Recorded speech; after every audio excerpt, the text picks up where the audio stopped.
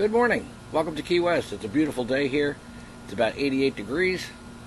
Highest temperature ever recorded in history in Key West is 97. It was recorded twice. In any case, it's a beautiful day today. Today's song we're going to do, we're on number 2 of the 30 Days, 30 Songs. The song we're going to do today is my song Island Ladies, which yesterday I did Local Island Bar, which is up for the TRMA nomination for Song of the Year. This song, Island Ladies, is up for the Single of the Year, so I'm very honored to have both being considered for nomination.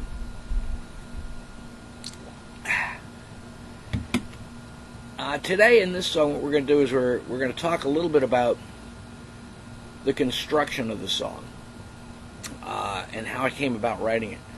Again, I write the same way as Lennon, McCartney, Jagger, Richards, Garcia, Hunter, in that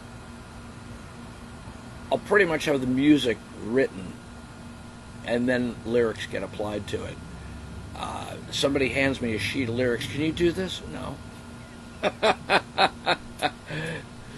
I've done that before on my own, where I've written lyrics and applied music, but there's always too many compromises involved for me.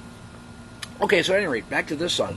The way I started writing this song was I usually don't get up in the morning 7 times out of 10.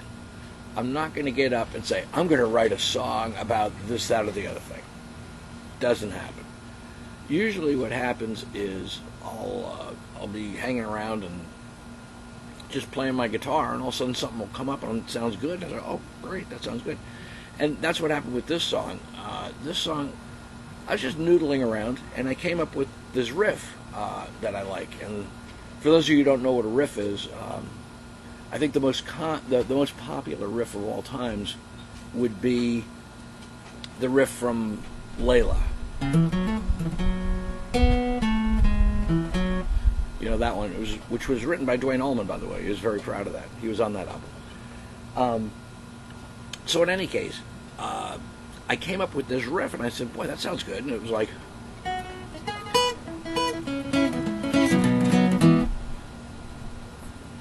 said, yeah, that sounds good. That sounds like fun. So where's it going to go from there? It's in the key of E.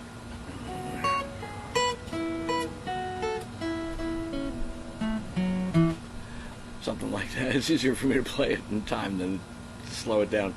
But in any case, there I had it. And it resolved on E. That's an E chord. So what I was looking at, where's it going to go from there? Well, from there I brought it up to an F sharp minor, and up to an F sharp minor 7th. And that sounded good. So it was like,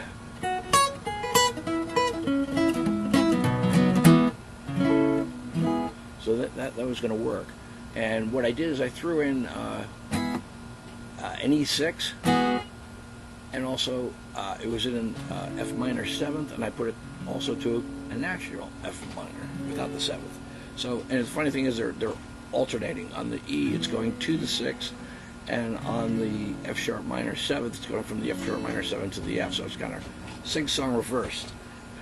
So then I had the basis for whatever lyrics would be fitting this song.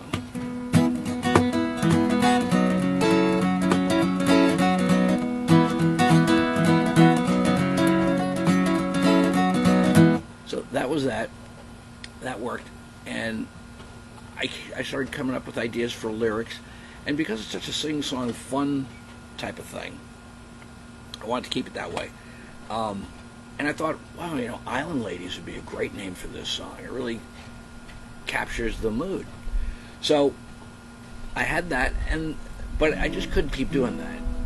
But it was funny, because when I wrote the lyrics to it, that's when you do the arrangement, I redlined that progression. In other words, usually on something like that, you'll have the melody progression go 3-4 times. This one goes 6. If it went 7, the song blow up. Just that would destroy the song. So it's like we're just redlining, taking as far as we can possibly go. But then I got to go somewhere else. So, and it's a very assertive progression.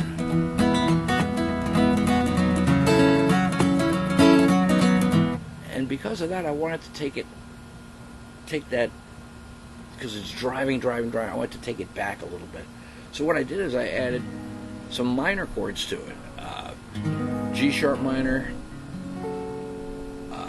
that F sharp minor that we had earlier, C minor 7th, all right? And that way it kind of like lets it start to float a little bit instead of always being stuck on the ground. So just taking it from that last one.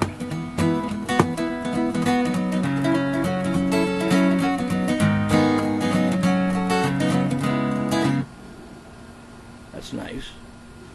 And I could hear it hitting an A to finish it off. But an A sounds like cardboard.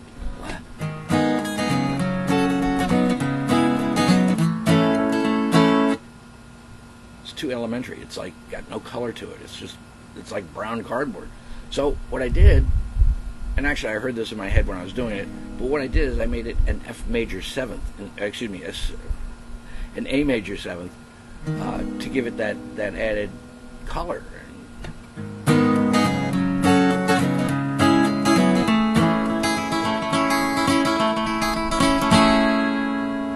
It's like a sparkler. It goes from being just using a regular A, being brown cardboard, to the sparkler. I mean, you got every color in the rainbow there. You got, oranges and blues and reds and greens and yellows and everything. And that carries it. And also, it's a beautiful chord. And we're talking about beautiful women in the song. So it worked out really well. That's beautiful. So that's how we got to that point. Now I had 2 verses, both identical as far as structure of the song goes, and words, of course, are different. But then I wanted to have a bridge, because you have that the E and the F sharp minor going red line. I can't take that any further, and I've got 2 verses of that, so that's about as long as I can do it. If you take it to 3 verses without anything in between, the song's shot. It's too much. So I came up with a bridge, and we had that bridge that we just did. So we did that. But then then comes the bridge, which is C minor 7th, B, G minor, G sharp minor, and back to that beautiful A major 7th. So it's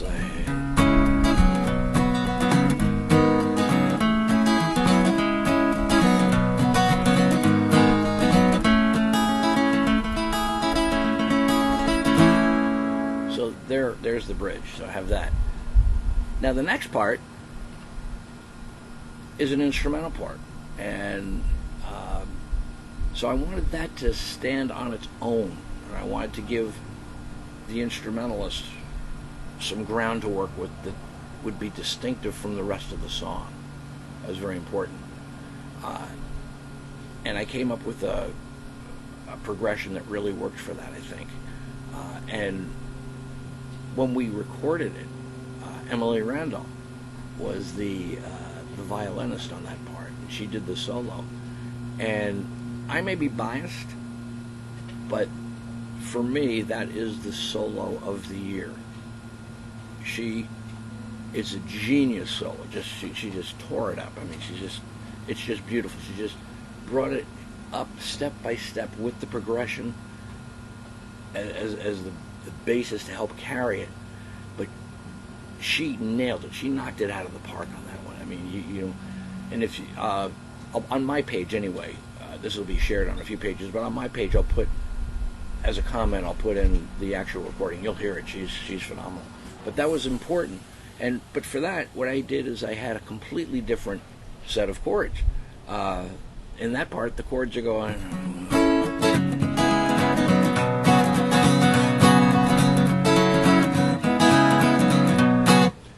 which is F sharp minor 7th, C sharp minor 7th, and B6 with an added ninth.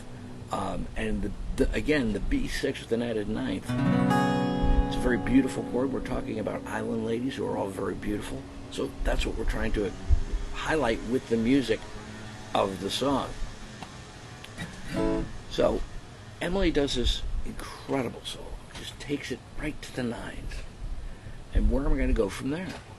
I can't have a voice come in right when she finishes that solo. That wouldn't. When I was in music school, Dr. Lochner one time told us, he said, no matter what instruments are playing, when the human voice comes in, it's the most important thing in the song, even if it's just humming. If I put a human voice right after her solo, it would take away from the solo. So what I did is I'm thinking, what can I do here to make it more significant? And so at the end of her solo, where she just climbs and climbs and climbs and climbs and just nails it at the end, to bring it back to the song, I figured what I'll do is I'll bring back that front riff. So it would be...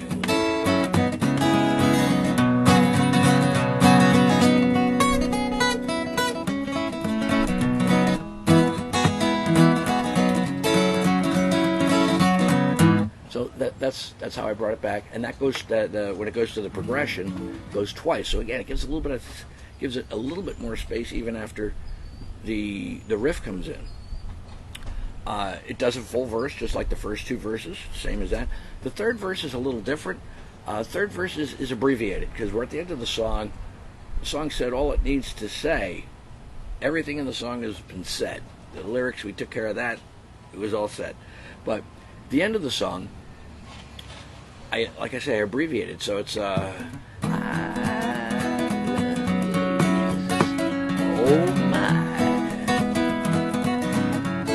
All right, it does that twice, and then at the end it goes oh my, and then at the end of the song it does the riff, and then it does this. And there's no lyric there, but you could hear what it is. It's like saying, voila, I present you, island ladies. That's what those notes are saying, although there's no lyric. So that's basically the story of Island Ladies. I wrote it in 2010. I first played it at MOTM. Beachfront Radio had an event at Sloppy Joe's, and I played it there. So I'm going to play the song now, and again, on my page, I will put a link in after I'm done, and so you can hear the whole song. If you have any questions on it, feel free to ask me. But Island Ladies.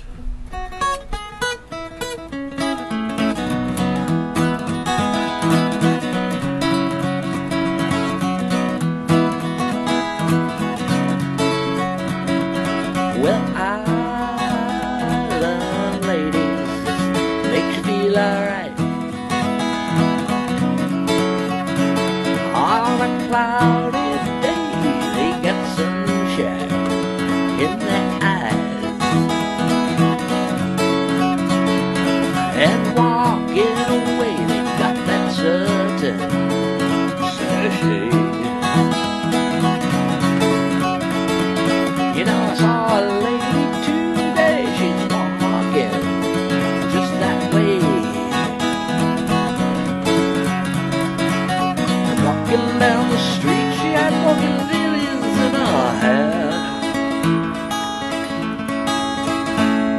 I ain't going nowhere.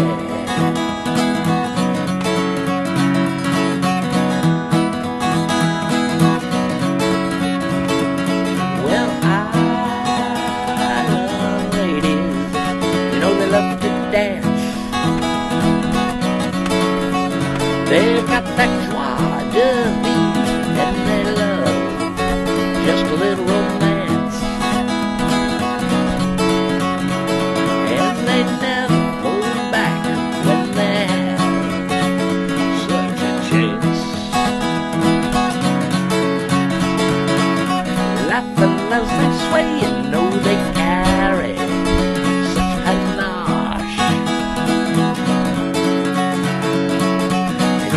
Rolling down the beach, they are so carefree in the breeze. Makes me weak in the knees.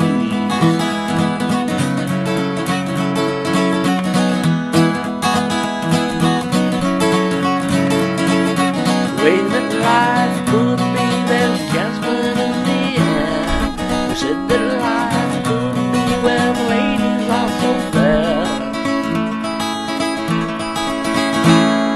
You know they come from everywhere.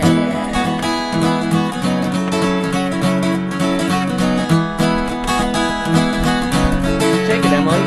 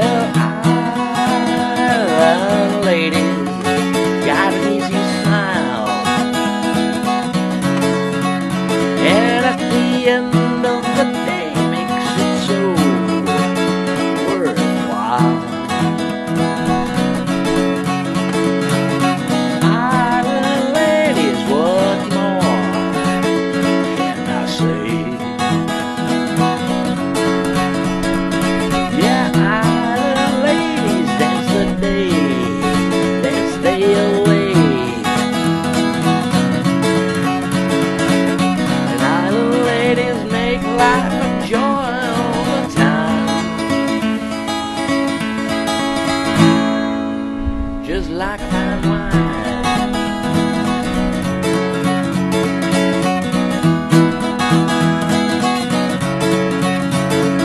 Well, island ladies, oh my. Yeah, island ladies, oh my. Oh my, oh my.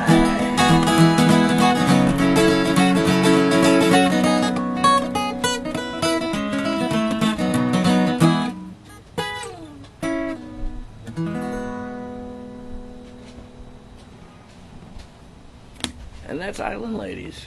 And by the way, my friend Steve Crago, in the second verse, he goes, Island Ladies, they got so much panache. He said, that's the only song in the world that ever uses the word panache. Well, thank you very much, everyone. Appreciate you watching. We'll be back again tomorrow. Might have some rain tomorrow, so it might be inside. We'll see. Play it by ear. Thank you so much for tuning in.